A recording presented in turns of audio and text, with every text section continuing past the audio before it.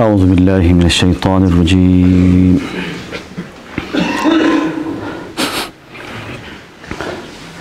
بسم الله الرحمن الرحيم. قالت إحداهما يا أبت استأجره إن خير من استأجرت القوي الأمين. قال إني أريد أن أنكحك إحدى ابنتي هاتين على أن تأجر 8 حجج فإن أتممت 10 فمن عندك وما أريد أن أشق عليك ستجدوني إن شاء الله من الصالحين. قال ذلك بيني وبينك أيما الأجلين قضيت فلا عدوان علي والله على ما نقول وكيل. فلما قضى موسى الأجل وسار بأهله آنس من جانب الطور نارا فقال لأهله امكثوا إني آنست نارا لعلي آتيكم منها بخبر أو جذبة من النار لعلكم تصطلون. فلما أتاها نودي من شاة الوادي الأيمن في البقعة المباركة من الشجرة أي يا موسى إني أنا الله رب العالمين وأن ألق عصاك. فلما رآها تهتز كأنها جان ولا مدبرا ولم يعقب. يا موسى أقبل ولا تخف إنك من الآمنين. أسلك يدك في جيبك تخرج بيضاء من غير سوء واضمم إليك جناحك من الرحم فذلك برهانان إلى ربك إلى فرعون وملئه إنهم كانوا قوما فاسقين. قال ربي إني قتلت منهم نفسا فأخاف أن يقتلون وأخي هارون هو أفصح مني لسانا فأرسله معي يرد أن يصدقوني إني أخاف أن يكذبون. قال سنشد عضدك بأخيك ونجعل لكما سلطانا فلا يصلون إليكما بآياتنا أنتما ومن اتبعكما الغالبون. فلما جاءهم موسى بآياتنا بينات قالوا ما هذا إلا سحر مفترى وما سمعنا بهذا في آبائنا الأولين. وقال موسى ربي أعلم بمن جاء بالهدى من عنده ومن تكون له عاقبة الدار إنه لا يفلح الظالمون. وقال فرعون يا أيها الملأ ما علمت لكم من إله غيري فأوقد لي يا هامان على الطين فاجعل لي صرحا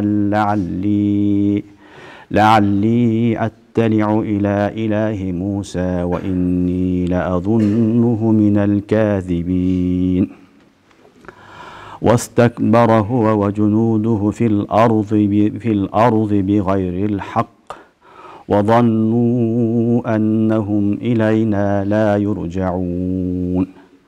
فأخذناه وجنوده فنبذناهم في اليم فانظر كيف كان عاقبة الظالمين وجعلناهم أئمة يدعون إلى النار ويوم القيامة لا ينصرون وأتبعناهم في هذه الدنيا لعنة ويوم القيامة هم من المقبوحين آمنت بالله صدق الله العظيم. İki kızın birisi aytdı, ey Atake, sen bunu işe algın, işe alışlardan içindeki, işe жалдагандардын içinde en жақсысы, күчтүүсү жана аманат-көйү болот. Ошондо айтты, Şuayb aleyhisselam, albatta men sağa iki kızımdын birösүнү sağa никелеп беремин. Мага иште бересиң 8 жыл. Эгер 10 жылды толуктасаң, ал сенин тарафыңдан мен сага кыйынчылык кылганды каалабаймын. Иншалла мени сен жакшы адамдардан табасың. Анда Муса алейхиссалам айтты, бул сени менен менин отогузагы нерсе. Мен кайсы мөөнөттү аткарсам, мага эч бир каршылык көрсөтпөйсүн. Алла Таала айткан нерселерибизге күбөлүк. Алла өзү күбөлүк шахид. Муса алейхиссалам баягы мөөнөт бүткөндөн кийин үй бүлөсү менен сапарга чыкты. Жана Тур тоонун тарафынан отту көрдү.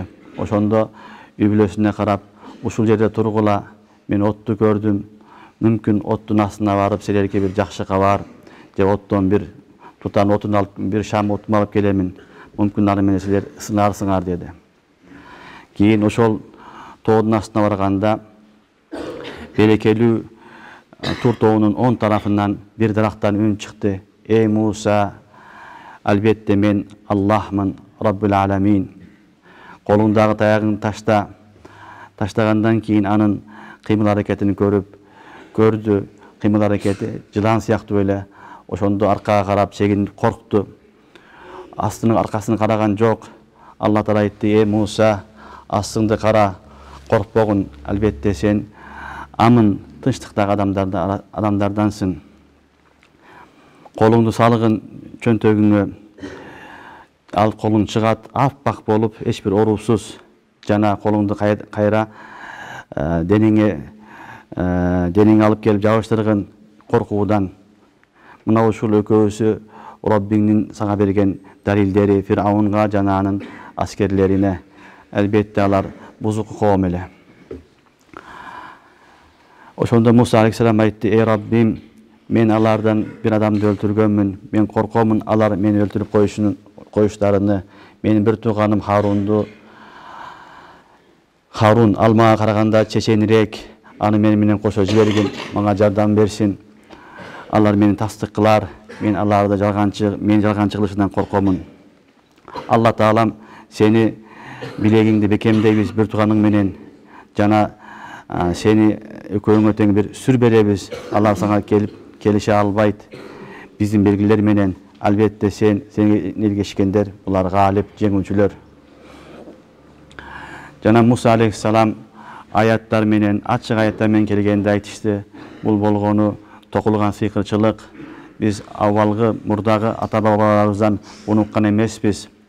Ошондо Муса алейхиссалам айтты, Раббим жакшыраак берет. Алланын астынан кимге хидаят келет, аны Раббим жакшыраак берет. Жана акыбет ким үчүн болот, аны да билет. Албетте залымдар эч качан ийгиликке жетишпейт.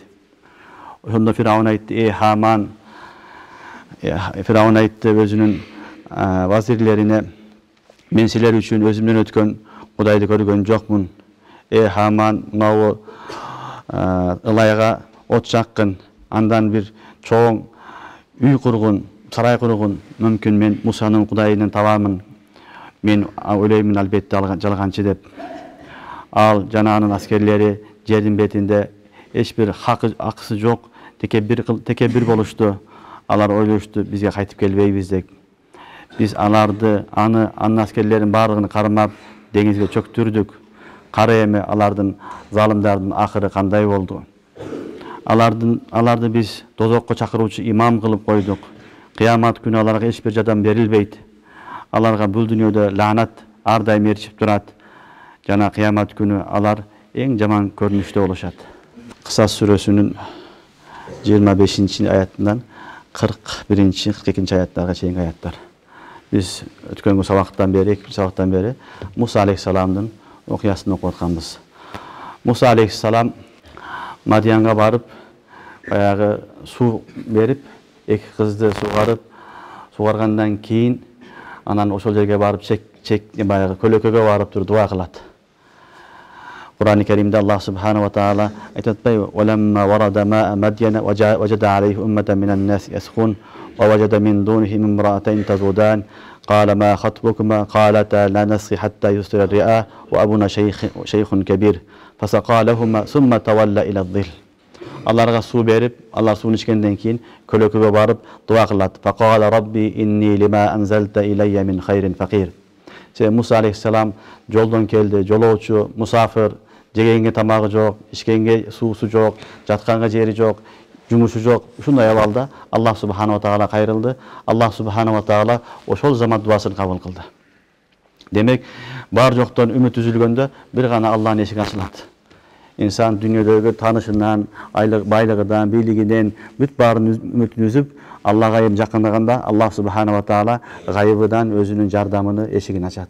Musa aleyhisselam dua kıldı. Rabbi lima anzalta ilayya min khairin fakir.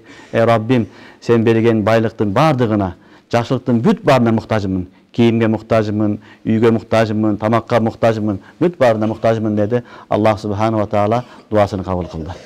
Demek peygamberlerin tertibi dünyadan ümit üzülgönden keyin biriyle kılat iken ümit Allah'dan kalat.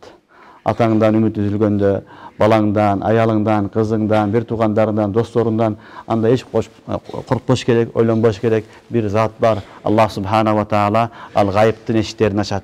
Gayipten sana jardam beret. Oşonda dua kılgandan keyin bayağı kızlar ketet, barıp anan atasına barıp aytat.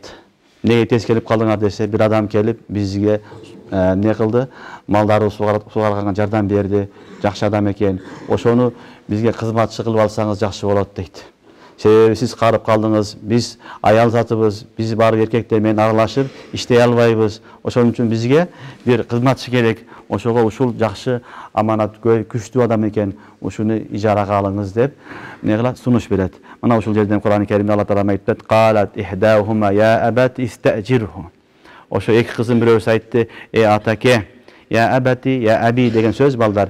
Бул ата деген söz. Abati bolsa atake деп эркелетип, урмат менен айтылган söz. Демек, ата-энеге, устаздарга, башкаларга кайрылганда урмат менен кайрылышлык бул адеп. Шуайб алейхиссаламдын баласы кыздары кайрылып, "Я абати" деп. Ибрахим алейхиссаламдан Кур'ан-ы Керимде окуганбыз, атасына кайрылганда: "Ya abati, lima ta'bud? Lima la yasma wa la yubsir wa la yughni anka shay'a." Көрбөгөн, укпаган, сага пайда бербеген бутка не сыйынасың деп Ибрахим алейхиссаламда айткан. Я абати деген сөз, эй атаке деген сөз. Урмат менен эркелеп айткан сөз. Ошон үчүн ата-энеге жакшы сөздөр менен кайрылыш керек. Урматтуу сөздөр менен кайрылыш керек. Бул жерде дагы ошол Шуайб алейхиссаламдын кыздары айтты: "Я абати истажирху." Эй атаке, буну ижарага алыңыз. Буну ишке алыңыз, ишке жалдап алыңыз. Инна хайра ман истажартал кавиюл амин. Себеби siz ijaraga algan adamların içindeki en жақсысы ушул dedi. Al amanatgoy, amanatka bekem. Ekincisi ne dedi? Kavi, күчтүү dedi. Demek ijaraga alıp işletiş üçün, biröydü işletiş üçün ballar negisi sıfat gerek. Birincisi kavi. Kavi degen bul bileginde күчү көп деген маны demez. Kavi degen manası oşol özünün işini bilen adamda aytılат. Kaysı işke alsan, oşol işti mayını çıkarsa, oşol adam kavi. Sana bir navayçı gerek, navayga biröөгө işke alayın деп atasın ijaraga. Anda al adam nan japkanı biliş gerek. Nan japkanı bilbesi al kavi emez. Anın işi nan jabış gerek. Sana bir usta gerek, al ustalık işti kılış gerek. Sana bir muallim gerek.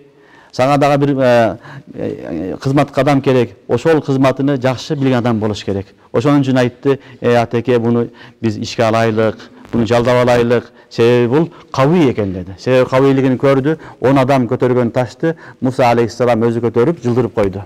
Anan maldары sugardı, kavi. Amin ekendigini gördü. Bayağı kız çakırı barganda ne kıldı? Sen arkamda tur, men астында басамын, мага жолду айтып кетесиң dedi. Bundan anın amin ekendigi, al кыянатты кылбай, таза адам ekendigi билинди. Таза жана ишеничтүү адамды ижарага алыш керек dedi. Мына ушул аяттан уламалар айтат, ишке алганда негизинен эки адамдын эки сыпатын караш керек дейт. Биринчиси ошол ишти жакшы билген, кайсы тармакта болсо ошол ишти билген адамга бериш керек. Экинчиси аманаткөй болуш керек. Чынчыл, аманаткөй, алдабаган, кыянатты кылбаган болуш керек. Мына бүгүнкү күндө адамдар көп эле ишке алышат, өкмөттөгүлөр ишке алат, жекече өзүң ишке аласың. Бир сыпатта болсо экинчи сыпат табылбайт. Ошон үчүн биз оңбойбуз. Ошон үчүн дүйнөдө жакшылык жок. Бизде азыр не кылат? Дипломду карайт болду. Диплом бар экен деп ишке ала берет, мамлекет болобу, башка болобу. Бирок экинчи сыпат амин деген сыпат жок. Ошол жыргатат деген адамыбыз кыянатты кылып атат. Мамлекетке кыянатты кылат, сага кыянатты кылат, элге кыянатты кылат. Ошон үчүн ишке алган адамдын экинчи сыпаты амин болуш керек. Ал так Кудайдан корккон, бирөөдүн аманатыга тийишпеген, кыянатты кылбай турган адам болуш керек. Мына ушул аяттан Аллах субханаху ва таала айтып атат: атеке буну ижарага алыңыз, себеби ижарага алынган сиз өзүңүзгө кызмат кыла турган адамдардын ичиндеги эң жакшыларынан булар, себеби кави дагы өзүнүн ишин жакшы билет, амин дагы бул алдабайт, кыянатты кылбайт деген. Дегенде Şuayb aleyhisselam aytты: "Qala inni uridu an unkihaka ihdabnatay hatay." Бетте баягы өткөн сабакта айтпай калыппыз. Ва абуна шейхун кабир дегенде шейхун кабир ким деген маселе турат да. Муфассириндер эки кабыл айтышат. Биринчи кабыл бул Şuayb aleyhisselam. Şuayb aleyhisselam себеби ва ила Мадияна ахахум Şuayba. Кур'ан-ы Каримде Аллах Таала айтат: "Биз Мадиянга алардын бир тууганы Şuaybды жөнөткөнбүз" дейт. Ошон үчүн Şuayb aleyhisselam. Экинчи кабыл Şuayb aleyhisselam эмес. Бир Алланын досу, авлия адам болгон. Авлия адам болгон, ошонун эки кызы болгон. Бул дагы экинчи бир муфассириндердин кабылы. Алар айтат: Муса алейхиссалам менен Şuayb алейхиссаламдын ортосунда дооруда дал келбейт дейт. Себеби Şuayb алейхиссалам Ибрахим алейхиссалам доорга жакын дейт. Ошон үчүн алар айтат, бул жерде Şuayb алейхиссалам эмес, башка бир Алланын досу, авлия инсан дейт. Бирок көпчүлүк уламалар ражих кабыл Şuayb алейхиссалам. Ошон үчүн муфассириндер көпчүлүгү шейхун кабир ва абуна шейхун кабир дегенде Şuayb алейхиссалам деп айтышат. Ошого ражих кабылга бинан таржыма кылып атабыз. Qala inni uridu an unkihaka ihdabnatay hatay. Анан ошол жерге келгенден кийин келишим кылганда Муса алейхиссаламды карап көрүп, Şuayb алейхиссалам айтат: "Мен сага эки кызымдын бирөөсүн беремин" дейт. Эки кызымдын бирөөсүн сага беремин, аял кылып никеле беремин. Ала ан та'jurani 8 hijaj. Sen maga 8 жыл иште бересиң. Fa in atmamta 10 fa min indik. Өзүңүн тарафынан 10 жыл кошуп, 2 жыл кошуп 10 жыл кылсаң, сенин ал өзүң тарафтан берген сыйлык болот. Wa ma uridu an ashqa alayk. Мен сага кыйынчылык кылгым келбейт дейт. Биринчи ишке алат. Ишке алгандан кийин үйүндө жатканга жайы бар, иши бар, башкасы бар. Ишке алганда эмне алат? Кой кайтарганга, сырттагы жеңил иштер болот. Анан ошол кызымдын бирөөнү берейин сага, сен аманаткөй, жакшы адам экенсиң деп Şuayb алейхиссалам кызыны берет. Муфассириндер айтат, ошол баягы басып келген кыз бирөөсү келди го, фажаатху ихдахума тамши ala istihyain qalat inna abi yad'uka liyajziyaka ajra ma saqaita lana деген бар го. Ошол кыз келген дейт. Ошол кызды Şuayb алейхиссалам не кылат? Муса алейхиссаламга никелеп берет. Демек дуанын берекети менен Аллах субханаху ва таала жумушта берет, тамак да берет, жатканга жай да берет, ошондой жашаганга аял да берет. Уламалар кимдин аялы жок болсо, ушул Rabbi lima anzalta ilayya min khairin faqir дегенди күнүнө шамдан кийин 3 жолу окуса, Аллах субханаху ва таала не кылат дейт? Аял насип кылат дейт. Эртең медреседен чыгып, үйлөн албай жүрсөңөр, анда эмне кыласыңар? Таспини кармап алып эле, асырдан кийин Rabbi lima anzalta ilayya min khairin faqir деп бакыра берсеңер, иншаллах Аллах субханаху ва таала не кылат? Гайбыдан иншаллах фериштелер насип кылат. Түшүнүңөрбү? Анан Аллах субханаху ва таала насип кылып Муса алейхиссалам ошол Şuayb алейхиссаламдын кызына үйлөнүп калат. Ала ан та'jurani 8 hijaj. Айтат, сага 8 жыл дейт. Экөө келишим кылып 8 жыл. 2 жыл кошсоң өзүң тарафынан. Wa ma uridu an ashqa alayk. Мен сени каттуу кул кылып эзип иштетпейм деген сөз. Сени каттуу иштер иштетпеймин деген сөз. Түшүнүңөрбү? Ошон үчүн адам баласы бирөөнүн кол астындагы жумушчулары болсо, ага жумшак мамиле кылыш керек. Жакшы мамиле кылыш керек. Алардын колунан келбей турган жумуштар менен аларды кыйнабаш керек. Ар дайым ким болсун, кызматчың болобу, ижарага аласыңбы, шагирт болобу, иниң болобу, тууганың болобу, адамды өтө эзип, колунан келбей турган иштер менен кыйнабаш керек. Ал зулум болот. Ошон үчүн айтты, мен вама урид ашукка алейк, мен сага кыйынчылык кылгым келбейт. Сатажидуни иншааллаху минас салихин. İnşallah meni salih insanlardan, жақсы адамдардан табасың dedi. Эми көрөсүң, мен мамилем жақсы dedi. Жақсы адам кандай болот? Хадисте Расулуллах саллаллаху алейхи ва саллям айтат: "Рахималлаху раджулан самхан иза баа, ва самхан иза иштара, ва самхан иза иқтада." Ал кама кала алейхи салам. Алла Таала bir пендени Алла разы болсун дейт. Ал адам жумшак дейт содада. Сода кылганда жумшак, колу каттуу эмес, оозу каттуу эмес. Сатып алса да жумшак, сатса да жумшак, өзүнүн акын талап кылса да жумшак болгон. Жумшак болгон адамдар жакшы инсандар болот. Жумшак адам болот, алданып калат. Кээ бир адамдар болот, аябай катуу болот. Айтканынан бербейт, өзүнүкүн бербейт, бирөөгө түшүп берейин дебейт, жардам кылайын дебейт. Бул адам анчалык жакшы эмес. Салих инсандардын эмеси, белгилери балдар самхан иза иштара, ва самхан иза баа, самхан иза иқтада. Түшүнүңөрбү? Буларды уламалар дагы мисал менен айтат. Базарга барса, жакшы нерсесini арзан сатып берет дейт. Жаман нерсени кымбат алып алат дейт. Билесиңерби? Жакшы буюму бар, уюн апаруудагы 100 миңдик 70-80 миң сатып берди. Бирөө келип, шулун бирөө келди, алдап кетти, сатып берет. Анан болбогон нерсени не кылды? Кымбатка алып алат. Бул жакшы адамдардын сыпаты болот. Рахималлаху раджулан самхан иза иштара, ва самхан иза баа, ва самхан иза иқтаза. Тиги адам ойлойт, мен уттум, бул келесоо экен, билбейт экен деп. Акыйкатта ол жакшы инсан болот. Аллахтын жакшы инсаны болот. Ошон үчүн бул жерде дагы Шуайб алейхиссалам айтты, мен өтө катуу эмесмин деди. Сени кыйын иштериң менен кыйнабаймын, муну кыл деп бербеймин. Кылсаң дагы, кылбасаң дагы өзүң ишиң, мен сени артыңдан түшүп алып, сени аябай кыйнабаймын деди. Ошон үчүн пайгамбарыбыз саллаллаху алейхи ва салламдын хадими Анас разияллаху анху, кичинекей жаш бала, Анас ибн Малик разияллаху анху, 10 жашында пайгамбарыбызга келет. Пайгамбарыбызга 10 жыл кызмат кылат. Кадимтун набия саллаллаху алейхи ва саллям 10 синин. 10 жыл кызмат кылат. Бир жолу мага уф деген жок дейт пайгамбарыбыз. Неге муну кылып койдуң, неге кылбадың деп айткан эмес дейт. Пайгамбарлар, аулиялар ушинтип тарбиялаган балдар. Ошону айтып атат Кур'ан-ы Керимде: "Сатажидуни иншааллах минас салихин." Иншаалла мени салих инсандардан көрөсүң, табасың деди. Пайгамбарлар, аулиялар көзү менен, сөзү менен тарбиялаган. Азыр уруп да тарбиялай албайсың. Урсаң дагы иштей кыла албайсың. Алар мындай караганда эле тиги тараф түшүнгөн өзү. Кызматчы түшүнгөн, шагирт түшүнгөн, баласы түшүнгөн, ошол кемчиликти жоюп, ошол ишти аткарган. Демек, мындай сөзү менен, көзү менен тарбиялашлык, жумшак болушулук жакшы инсандардын, аулиялардын гана кызматы болот. Ар ким муну кыла албайт балдар. Ошого айтты, сен кыжаалат болбо, сатажидуни иншааллах минас салихин. İnşallah meni salihden, жакшы адамдардан табасың, мен сага zulüm кылбаймын, сени кыжаат кылбаймын dedi. Qala zalika bayni ve baynak. Ошондо Муса алейхиссалам айтты, мейли, бул сени менен менин ортобуздагы келишим. Ayyamal ajalayni qadayt fala udwana alayya. Ошо келишимдин кимисин аткарсам, эми мага каршылык көрсөтпөйсүн dedi. Udwan деген каршылык көрсөтүп деген маанында. Эми кааласам мен 8 жыл иштеп берем сага. Кааласам 10 жыл иштеп берем dedi. Эми ушул жерде суроо турат, бул ижара эмненин ижарасы болчу?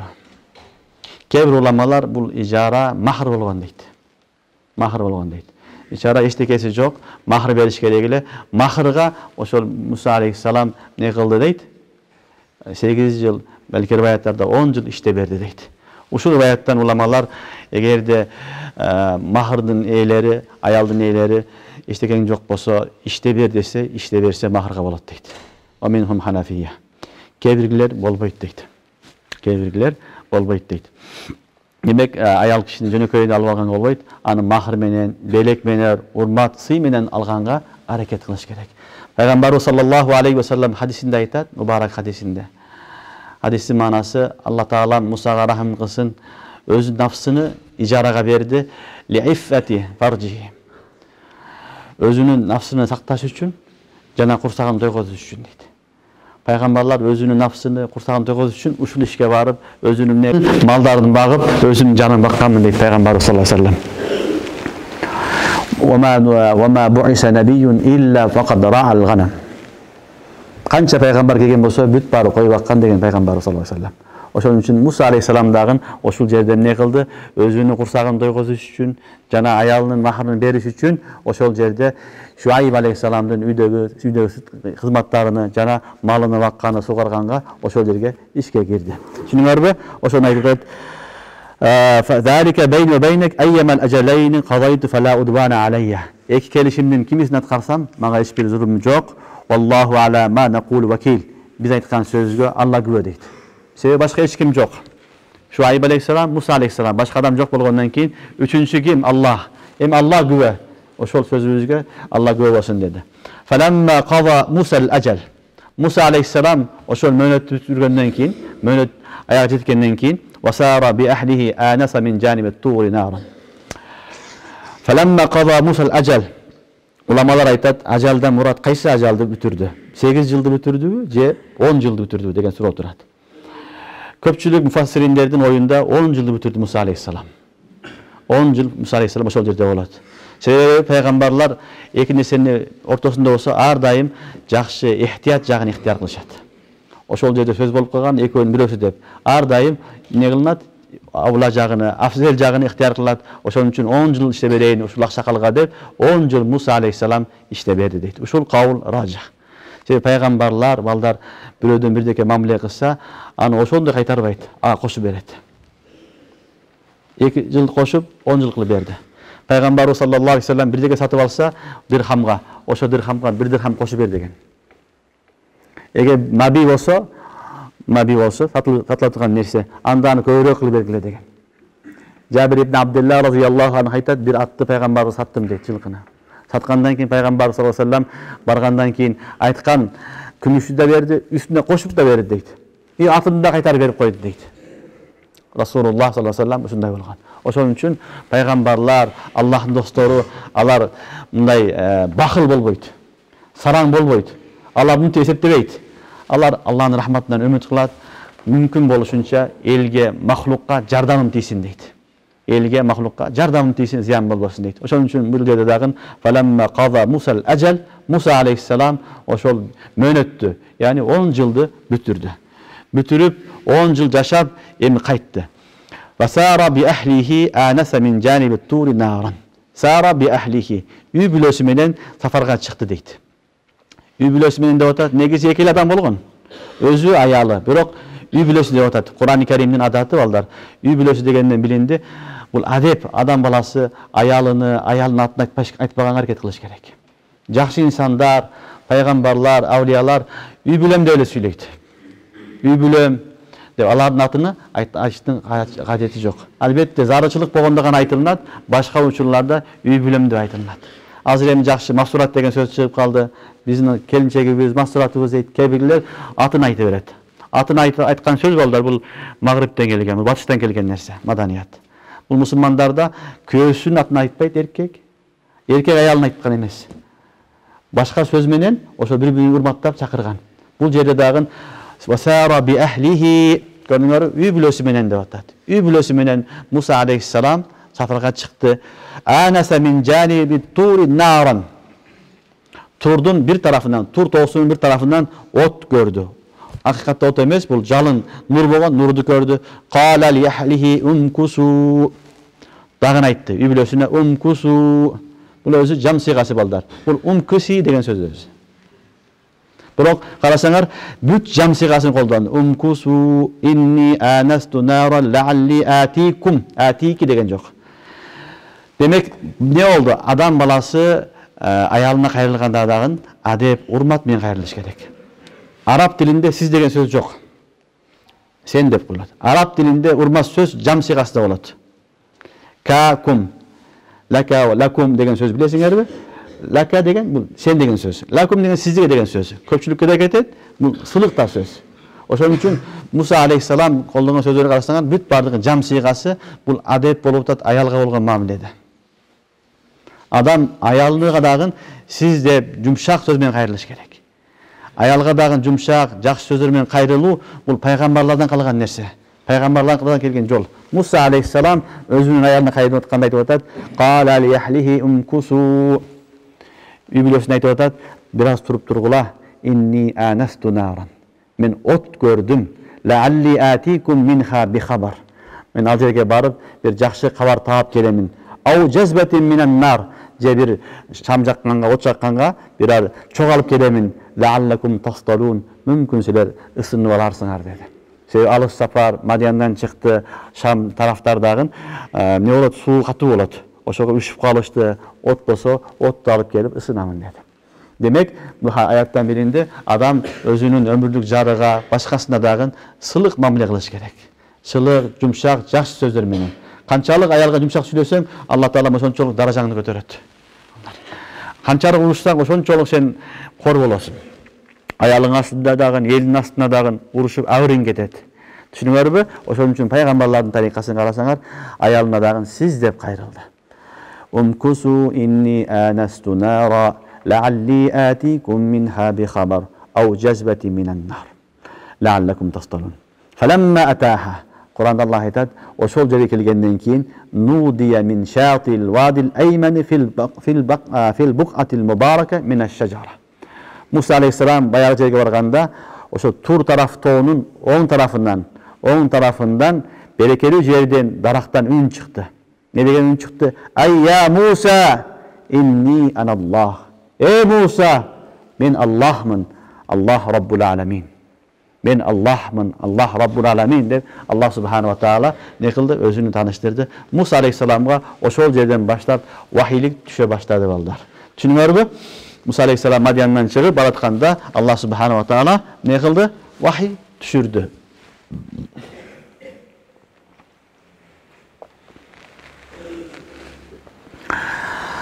Негизи Курандагы нар деген нур деген себеби балдар. Илгери заманда мындай чырак болгон эмес.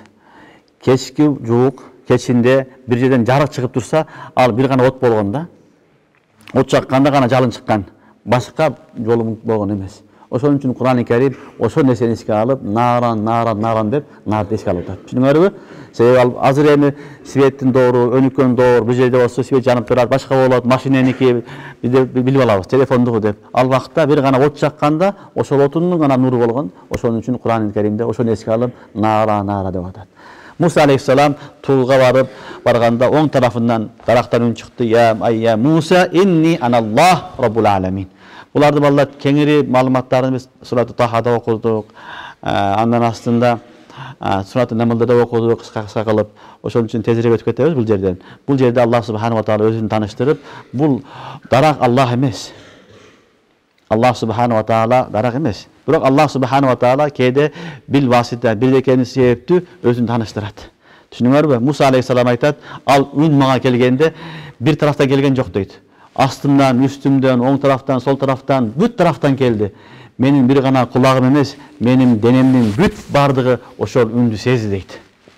Себеби Аллахтын каламы, каламуллах, анын жихаты да болбойт. Ал харфка, тамгаларга муктаж болбойт, саутка муктаж болбойт. Аны түшүнүш да кыйын. Ошон үчүн айтып атат, бул үн менин бардык тарафтан келип каптап калган үн болду. Муса, инни аналлах, мен Аллахмын.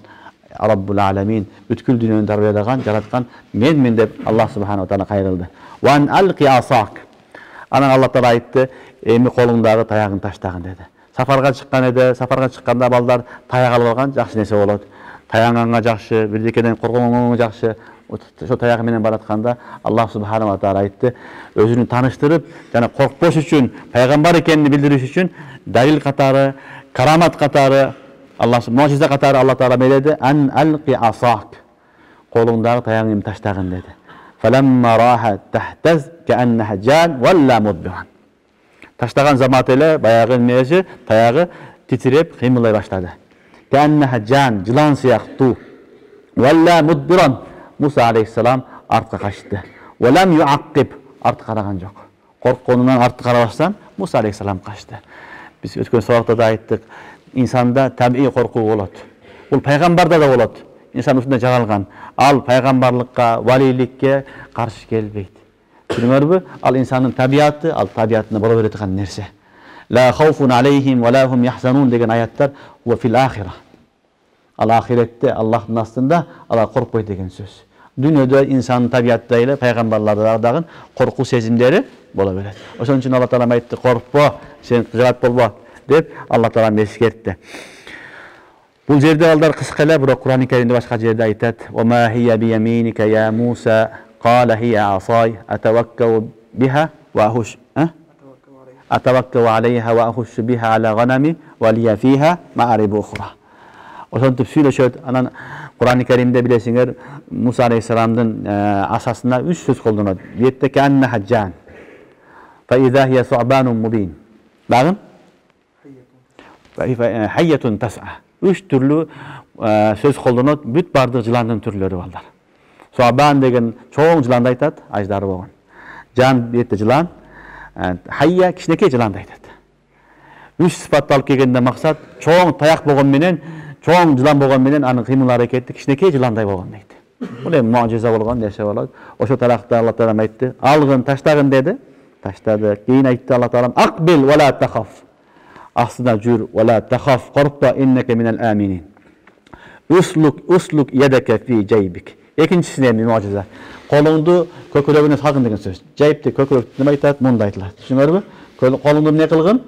Kökürögüne salgın. Ne bolat? Tahruj bayda min gayri su. Kolun çıgat, apbakay bolup orusuz deydi. Kede orugadan akar ketет, bilesiңерби?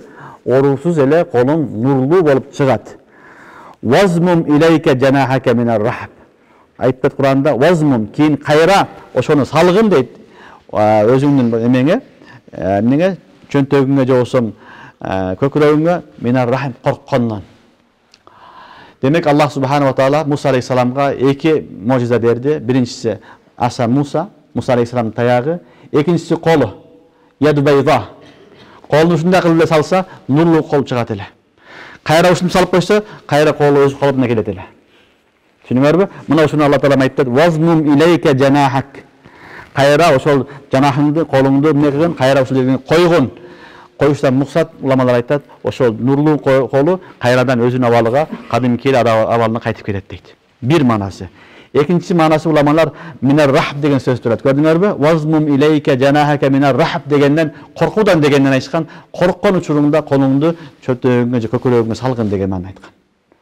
Şunday kılgan uçurlarda adam korkkondo kandaydır bir Allah Taala'nın taraftan sezim bolobu, jardam bolobu şunday boluşu mümkün deydi. Oşon üçin Allah Taala'm korkkan uçurumda ne kılgın? Koluңdu şunday kılıp kökürök tarafına koygun degen manasındagın mufassirler bayandaydı. Andan keyin fazanike burhanani min rabbik ila firavuna ve malaihi. Muna uşul iki Rabbiňden sağa berilgen mucizası, dalili bul Firavunga jananın askerlerine innahum kanu kavmen fasikin. Alар buzuqu kavmede, buzuqu fasık kavmele. Emi Firavunga barsan, sen kayaktan peygamber olup geldin, kana dalilin dese, uşular arqılı özüңdün peygamber ekenligini görsöttün, dalillegin degen söz. Qala rabbi inni qataltu minhum nafsan fa akhafu an yaqtulun. Uşunday degende oşo zamat Musa Aleyhisselam aytdı: "Ey Rabbim, men Firavunga bara albayım" dedi. Korkamın. Men alardı meni öldürüp koyuşundan korkamın. Alardın birösünü öldürgönmün. Alar meni izlep jüröt. Meni tutup alsa öldüröt. Oşon üçün men özüm bara albayım. Maga jardamçı kerek dedi. Demek korku dagılı var. Gördüňerbi? Korku bol. Bul hiç kaçan peygamberliktин masabına karşı gelbeyt. Awliyalardın, salih insanlardın masabına karşı gelbeyt. Aytdı: "Qala rabbi inni qataltu minhum nafsan fa akhafu an yaqtulun. Ve ahi Harun huve afsahu minni lisanan." Meni koşo Harun var dedi. Harun'un tili mağa karaganda jakşırak, al sözgü çeçen. Farsilhu ma'iya rid'an. Anı meni çoğu mağa jardamçı kılıp jibergen dedi. Yusaddiquni. Alar meni tasdik kılışsın. Inni akhafu yukazzibun. Men alardı meni jalganga çıgarışından korkamın dedi. Demek Musa Aleyhisselam dua kıldı. Allah Subhanahu wa Taala duasının bereketi menen Harun Aleyhisselam'dı koşup verdi. Harun Aleyhisselam 2 yıl çoğun Musa Aleyhisselam'dan. Düşünüňerbi? Bu keyin törelgi Musa Aleyhisselam agası 2 yıl çoğun. Allah Subhanahu wa Taala duasını kabul kılıp, duasının negesinde Harun Aleyhisselam alda peygamber boldu. Musa Aleyhisselam da peygamber boldu. Bir üylöden 2 adam belli zamatta peygamber boldu. Bu dünyadagi eng çoğun şarafat. Эң чоң бактылуулук, мындай бактылуу болуш кыйын балдар. Аллах субханала ва таала ушуну үйлөгө насип кылган экен. Ошондо эмне деп айтты? Мен корком десе, Муса алейхиссаламдын балдар сүйлөгөндө кыска-кыска сүйлөгөн, тилинде лукат бар эди. Ошон үчүн Кур'ан-ы Керимде дуа кылган. Раббишрахли садри ва яссирли амри вахлул уқдатан мин лисани яфқаху қаули. Күйүп калган себепти Муса алейхиссалам не кылган? Ошо дуаны окуп жүргөн. Ошон үчүн Муса алейхиссалам негизи баягындай узун баян кылган эмес балдар. Кыска-кыска сүйлөгөн, узун баян болсо, муназара болсо Харун алейхиссалам чыккан. Түшүнүңөрбү? Негизги максат түшүндүргөн, анан калган көбүрөөк сүйлөшөм десе Харун алейхиссалам түшүнүшкөн. Пайгамбарыбыз да ушундай болгон. Инни утиту жавами'ал калим. Расулуллах айтат, мага Алла таалам жавами'ал калим насип кылган дейт. Пайгамбар узун баян кылган эмес. Эң узун баяны балдар Хажатул Вадада. Китепте окусаңар, хадис китептеринде, Мушкатта келет, Бухариде келет, 2 бет, 2,5 бет болот. Эң узун баяны Расулуллахта. Калганы кыска. Бул узун баян кийин пайда болгон балдар. Эски инсандар кыска нуска сүйлөгөн, ошондо бүт бардыгын камтып алган. Пайгамбарыбыз саллаллаху алейхи вассалам доорунда Мусайлиматул Каззаб деген болгон. Пайгамбарлык даба кылган адам болгон. Пайгамбарыбыз барган зыярат кылган. Жолугайын деп. Жолугуп анан кыска сүйлөшүп чыккан. Анан узун сүйлөшкөн кесе этте ансарлардын катиби бар деген. Сабит ибн Кайс. Катибул ансар ушу менен сүйлөшө бер деген. Көп сүйлөшкөн кесе мына ушул катип сен менен сүйлөшөт деген. Түшүнүңөрбү? Ошон үчүн пайгамбарлар, башкалар кыска нуска эле сүйлөп максатты жеткизген. Ошон үчүн узун сүйлөгөнүн кажети жок, кыска сүйлөшүп деле дават кылса болот. Анан Аллах таала эмне кылды? Муса алейхиссаламдын дуасын кабыл кылды. Кала санашудду азудак би ахик. Азуд деген билекти айтат. Сенин билегиңди бекемдейбиз бир тууганың менен. Ва naj'al lakuma sultana. Жана өкөөңө султан беребиз деди. Султан деген хайбат, сүр. Түшүнүңөрбү? Силерге биз эмне кылабыз? Бир сүр беребиз, хайбат беребиз. Фала ясилуна илейкума би аятина. Фала ясилуна илейкума. Алар эч качан силерге тие албайт деди. Инсанда сүр болсо, хайбат болсо, ал тие албайт. Түшүнүңөрбү? Пайгамбарлар, салих инсандарда жакшы адамдар болот, жумшак, бирок сүр да болгон. Расулуллах саллаллаху алейхи вассалам өтө жумшак. Кармасаң колдору жумшак, сүйлөсө жумшак, өзүң колуң татпасаң татпайт. Бирок сүрү ушунчалык болгон, кафирлар атын укканда корккон. Сахабалар астында туруп келе сүйлөшөргөн эмес пайгамбар хайбатына.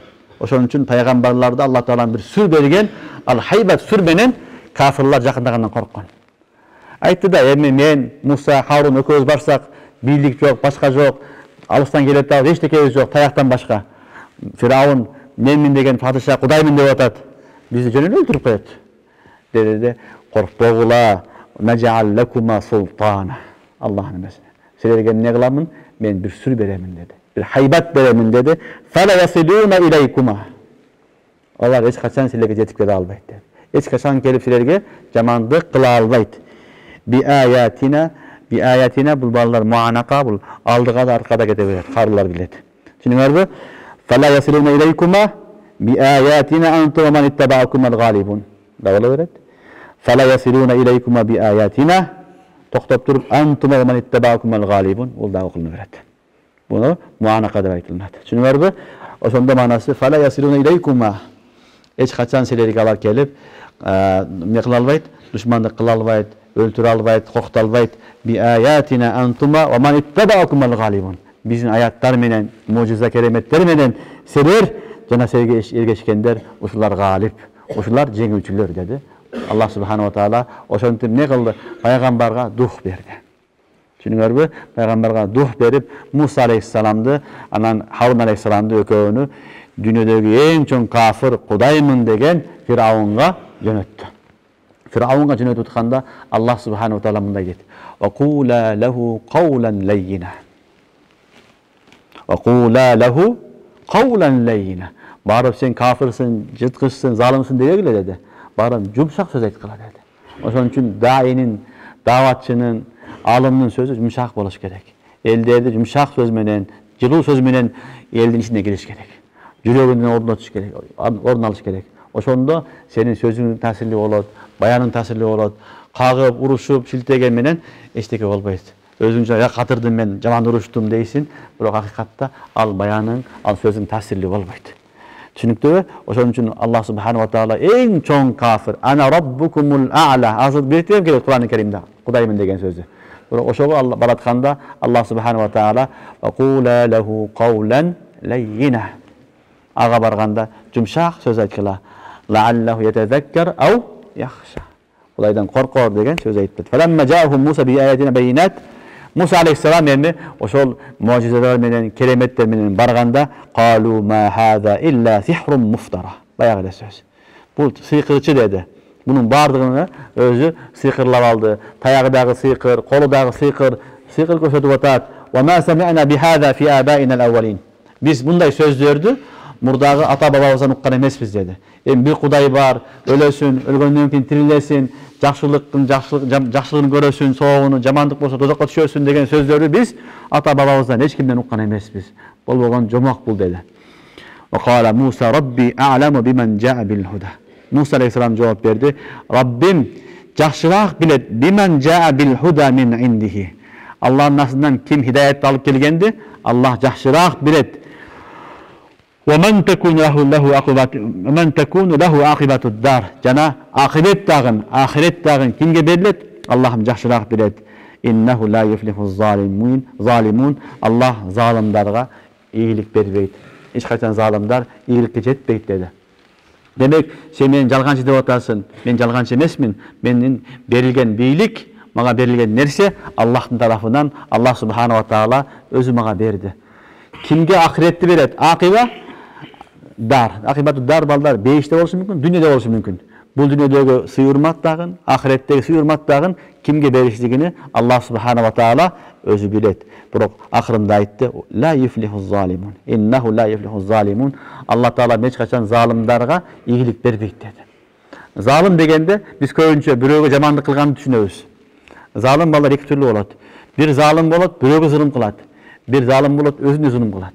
Бул да залым. Өзүнө зулум кылганда залым, башкага зулум кылганда залым.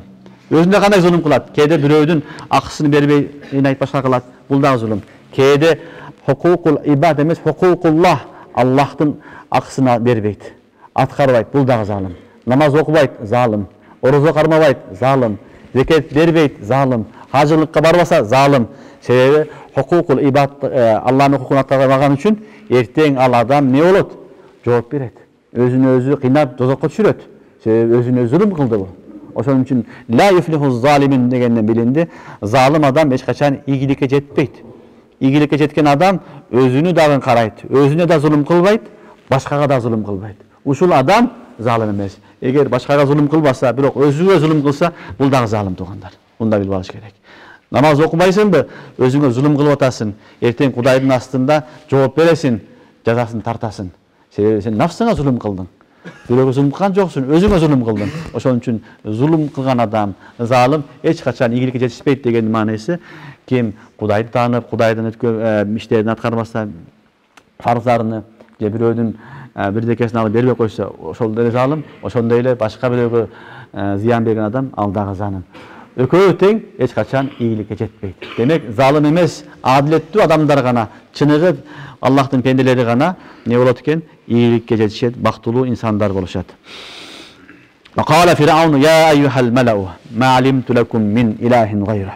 Oşonda aytkandan keyin Firavun aytты: "Ey cemaat, toplulup turgan cemaat, menin askerlerim, menin cemaatım, ma alimtu lakum min ilahin gayri." Menden başka sizlerde Kudaylar jok dedi. Men özümden başka sizlerge Kudaydı görbe jatamın. Fa'uqit li ya Haman alat-tin. Ey Haman, mınavu nimege, mınavu ılayga ot jak. Ot jagıp, pişirip, ne kılgın, ayağı kirpiç kılıp, oşondan mağa faj'alli sarha. Uzun minara siyahtуу kılıp mağa bir ne kılgın üy salıp bergen dedi. Başka nese jok, taş jok. Oşon üçün ne kılat? Ayağı nemeni küygüzöt. Nene? Ilaydı küygüzöt dagın, çokpo menen koşup durup, anan kirpiç kılat, anan kurat. Bilesiңер, kurup barıp anan bik kılıp, anan oşol jaka barıp men Musa'nın Kudaydı izleymin deydi. Ahmakты karasыңар. Mına. Ya Hamanu. Ne deyotat? Fa'uqit li ya Haman alat-tin. Ey Haman, Haman bul vaziri bolgan. Ey Haman vaziri, aytıyorlar mağa Ilaydıdan ot jagıp, ne kılgın? Çoğul munara siyahtı büyük kılıp mahal josam üy salı bergin. Faj'alni sarhan la'alli attali'u ila ilahi Musa. Men mümkün oşol büyükке çıkıp alıp Musa'nın Kudayını görüp kalışı mümkün. Ve inni la azunnuhu minel kazibin. Öz ayttat men çünele anı jalgançı deymin dep ne kılıdat bu sözü şıldыңdап aytты. Musa aleyhisselamda. Şıldыңdап aytты. Sebebi aytatpayбы? Jer betinde menden başka Kuday yok dep atat. Gördüңөрбү? Ma alimtu lakum min ilahin gayri. Başka Kuday bolganda men аны көрөт элем, таныйт элем. Жок. Эми асманда да калды Kuday. Аны дагы мен не кылам? Асманга чыгып көрүп аламын. Болсо аны менен сүйлөшүп аламын деген fikirdi aytты. Ahmak bolgan beçara Allah'ты tanıbayt. Oşontip ne kıldı? Musa aleyhisselamdı şıldыңdadı. Gördüңөрбү? La'alli attali'u ila ilahi Musa ve inni la azunnuhu minel kadibin. Vastakbara huve ve cunuduhu fil ardı bi gayril hak. Allah Teala aytat. Al jananın askerleri жердин betinde hiçbir akısı yok ele kibirlik kılıştı. Жердин betini buzuştu, buzukuluk kılıştı, kuturuştu. وَظَنُّ أَنَّهُمْ إِلَيْنَا لَا يُرْجَعُونَ. Allah gümün kılıştı, biz emi ahirette Kudayдын астына barbayız dep. Demek adamın kuturgandığın, kibir kılgandığın bir sebebi bolat balдар, Kudaydı unutkandan, ahiretti unutkandan bolat. Kudaydı unutpagan adam, ahiretti unutpagan adam hiç kaçan zalim bolbaydı. Hiç kaçan buzuluklık kılbaydı. Korkot. Bugün uşunday bolup otat, erteң Kudayдын астына kantip cevap berem degen anda düşünüp bolat. Oşonu Allah Teala ayttat, al jananın askerleri жердин betinde hiçbir aksı yok ele kuturup janandıkları kılıştı, buzukuluk kılıştı. Anın sebebi وَظَنُّوا أَنَّهُمْ إِلَيْنَا لَا يُرْجَعُونَ. Allah gümön kılıştı, biz kayıtpayız emi. Uşul jaşayыбыз, ölөбүz болгону болду деген maksatта Allah ушундай kılıştı deydi. Demek musulmandardın da köz karaş yok. Musulman ölgöндөн кийин тирилебиз дейбиz. Ошон үчүн биз коркуп жашайбыз. Биз кутурбайбыз, биз zulum кылбайбыз, бирөөдөн коркобуз, аксы жегенден башкасынан. Себеби эртең Кудайдын астына барганда анын жообу бар деген мусулмандардын этикаты бар. Kafirlarda yok. Demek adamdı dünyada kuturtpay turgan nerse neken? Ahiret. Ahiretти köstese adam kuturbaydı. Ahiretti unutkan adam kutura veredi. Baylığına, biligine, güçüne, tanışına, başkasına uşu menen adam kuturup buzulat. Mutakabbir bolat. Mutakabbir bolboştun, kuturbaştın jolu balдар ahiretti, ölümdü kösteş gerek. Ölgöндөн кийин кабыр азабыны, дозокту, андан кийинки акыбалдарды эстесе адам баласыны кутурган азаят. Азайып барып акыры жөнөкөй мусулман болуп калат. Бирөөгө зулум кылбай турган, бирөө менен урушпай турган жөнөкөй мусулманга айланат. Demek adamды kontrol kılgan neyse İslam dinindeki çoğun bir bağıt balдар neken akida al ahiret var ahirette joğun arasın ahirette barganda soğun arasın degen adamdı çoğun neyse jamanlıklarını saktap tarbiyalaydı. Buna şunu Allah Teala ayttat. وَظَنَّ أَنَّهُمْ إِلَيْنَا لَا يُرْجَعُونَ فَأَخَذْنَاهُ وَجُنُودَهُ فَنَبَذْنَاهُمْ فِي الْيَمِّ. Allah'ım ayttat. Kuturgandan keyin bular anın askerlerin barını karmap durup ne kıldık deydi? Çöktürüp saldık deydi. Kudaydı istep asmanga çıktı da Allah Teala men asmanın жерде ne kılasın? Uşul ele su jerdegi ele su menen seni jok kılamın dedi. Turabı men Kudaymın dedi ele. Allah Teala asmandan urgan jok anı. Ne kıldı? Jerdegi su menen ele Allah Teala mani jok kıldı. فَنَبَذْنَاهُمْ فِي الْيَمِّ. Allah'dı ne kıldık? Darya denizge salıp çöktürdük. فَانْظُرْ كَيْفَ كَانَ عَقِبَةُ الظَّالِمِينَ. Kara deydi. Kanday jaman zalimlerдің akıbeti. Karagıla akıbeti kanday oldu zalimlerдің. وَجَعَلْنَاهُمْ أَئِمَّةً يَدْعُونَ إِلَى النَّارِ. İkinci jamandığı karagıla. Çöküp ketти. Al эми kıyamet günü bolgondo alar dozokko түшүп жаткан адамдардын несі болот дейт? İmamı болот. Kur'an-ı Kerim'de Allah Teala başka yerde ayet يَقْدُمُ قَوْمَهُ يَوْمَ الْقِيَامَةِ. يَقْدُمُ قَوْمَهُ يَوْمَ الْقِيَامَةِ. Firavun'un askerleri eldin aslında imam bolup kelet deydi dozokko. Kebirler balдар beyişki imam bolup barsa, kebirler dozokko imam bolup baradi. Aleyhisselam Allah saklasın. Çökkönü bu dünyada andan keyingisi وَجَعَلْنَاهُمْ أَئِمَّةً. Alarda biz imam kılıp koyduk. يَدْعُونَ إِلَى النَّارِ. Alar ne kılat adamlardı? Dozokko çakırat. وَيَوْمَ الْقِيَامَةِ لَا يُنْصَرُونَ. Kıyamet günü Allah'a hiçbir yardım olmaydı. Allah'a hiç kim yardım vermeydi. وَاتْبَعْنَاهُمْ فِي هَذِهِ الدُّنْيَا لَعْنَةً. Bunun üçüncü azabı. وَاتْبَعْنَاهُمْ Allah'ın ardından geçtik koygamız. Yani bu dünyada la'na. Kim öyle Firavun dese lanetullah aleyhi. وَاتْبَعْنَاهُمْ فِي هَذِهِ الدُّنْيَا لَعْنَةً. Bu dünyada ne kıldık? Alardın артынан жаман сөз. Аларды адамдар жамандык менен эстейт, ар дайым аларды каргайт, жамандайт. وَاتْبَعْنَاهُمْ فِي هَذِهِ الدُّنْيَا لَعْنَةً وَيَوْمَ الْقِيَامَةِ هُمْ مِنَ الْمَقْبُوحِينَ. Ал эми кыямат күнү болгондо алардын жүзү аябай жаман көрүнүштө болот дейт. Макбух деген кабихтен алынган. Кабих деген жаман көрүнүштө айтат. Билесиңерби? Жамил, кабих деген окугансыңарбы? Зиттел жамил. Алардын көрүнүшү аябай жаман деген сөз. وَجَعَلْنَاهُمْ وَيَوْمَ الْقِيَامَةِ هُمْ مِنَ الْمَقْبُوحِينَ. Kıyamet günü Allah azap çeke verip uşunday bir en bir jaman сүрөттө, en bir jaman ahvalda bolot deydi. Demek Allah Taala'nın kitabı uşunday balдар. Men Kudayımın degende Allah Taala ne kıldı? Ben çöktürdüm dedi. Birincisi. Çöktürgön aytты. Ekincisi ne kıldım dedi? Dozokka alıp kelip atat, dozoktu astında imam kılıp. Çünkü imam degen söz balдар başçı degen söz. Azırgı tilmen aytkanda lider dep aytılат. Üçüncüsü ne kıldık? وَاتْبَعْنَاهُمْ فِي هَذِهِ الدُّنْيَا لَعْنَةً. Eldin bari ibret kılat. Firavun dese lanatullah aleyhi deydi. Dördüncüsü alardın ahvalı öte oğur jaman bolot. Dozoktoğu en jaman ahval uşularga bolot. En jaman körünüşteki ahval bolot. Ana bir süretde ayılbayız. Allah Teala ayttat. وَجَعَلْ يَوْمَ الْقِيَامَةِ هُمْ مِنَ الْمَقْبُوحِينَ. Hum minel makbuhin bular balдар ne oldu? Hasır boldu dat. Muktada haber hasır boldu dat. En jaman görünüşteki adamlar uşular bolot deydi kıyamet günü. Kıyamet günü. Allah'ım özü saklasın. Demek kuturgan adam balдар vaktını kuturat. Allah Teala möhnet beret. Femahhilil kafirine emhilhum ruvayda. Vaktını kıska. Al kuturu bütkönden keyin möhnet gelgenden keyin Allah Teala talkalayt. Talkalagandan keyin al oruna tura albaydı. Dünyada da kor bolat, ahirette de kor bolat. Oşonun üçün Allah Teala bari saktasın, hiç kim kuturbatmasın, zalim bolmasın. Bunların ibret hak menen batıl küreşe beret. Hak hakikatlığı menen tarkagan balдар. Peygamberler menet kılgandan kaçkan emes. Böğüdün kolunda bar iştegen, koyuşu bolgon, başka bolgon, uşuntip bolsa da iştep din tarkatkan. Oşonun üçün hakikat balдар, din hakikat, anda şek yok. Dinde İslam'a kelsen ele asmandan lan düşüp kalat dep düşünbeş gerek. Namaz okusam ele büt bardı bolot dep düşünbeş gerek. Düşünmörбү? Namaz okusaң деле кыйынчылык болот, башкасы болот. Dünya күрөшүү, шайтан менен күрөшөсүн, нафсы менен күрөшөсүн. Ушинтип отуруп, сен жакшылыкка, ийгиликке жетишесиң. Subhanakallahumma bihamdika, eşhedü en la ilahe illa ente, estağfiruke ve etûbü ilaik.